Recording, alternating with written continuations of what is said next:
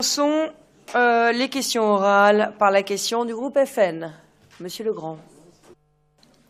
Merci Madame la Présidente. Alors bien que la mesure ait montré sa totale inefficacité, les travailleurs et les familles franciliennes ont subi pendant 4 jours la circulation alternée.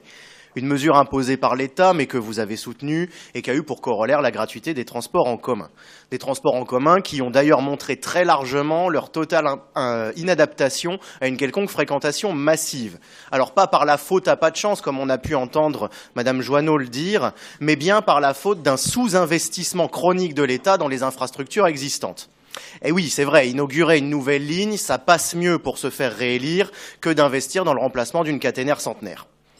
Bien sûr, nous avons entendu votre appel médiatique à Madame Royal, pas de problème. Je vous rappellerai juste au passage que ce sous-investissement date d'au moins une trentaine d'années, ce qui inclut très largement la période du gouvernement auquel vous avez participé et qui n'a pas fait beaucoup mieux que l'actuel.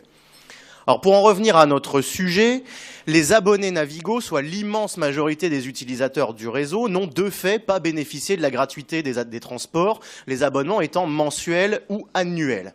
Exemple pris au hasard, comme tous les abonnés, malgré les 4 jours de gratuité, j'ai quand même payé mon pass Navigo de décembre 73 € pour devoir en plus me déplacer le plus souvent à pied puisque le métro ou le RER ne fonctionnait pas. Les agents de la région que j'ai croisés dans les couloirs de la ligne 13 pourront vous le confirmer.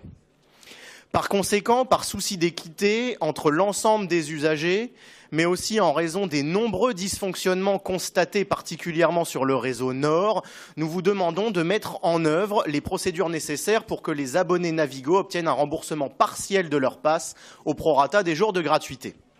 Cette mesure, nous le savons, est particulièrement coûteuse et viendra s'ajouter aux déjà 16 millions d'euros du coût de la gratuité elle-même. Par conséquent, considérant que l'État est le principal responsable de la dégradation avancée du réseau de transport francilien, ainsi que du prolongement inutile de la circulation alternée, logiquement, nous vous demandons également d'entreprendre auprès de l'État les démarches nécessaires afin d'obtenir la compensation totale du coût pour le STIF, de la gratuité des transports et de ce remboursement des abonnés Navigo que, comme vous avez pu le remarquer en échangeant récemment avec les lecteurs d'un grand quotidien régional, qui vous ont justement fait la remarque, attendent particulièrement les franciliens. Je vous remercie.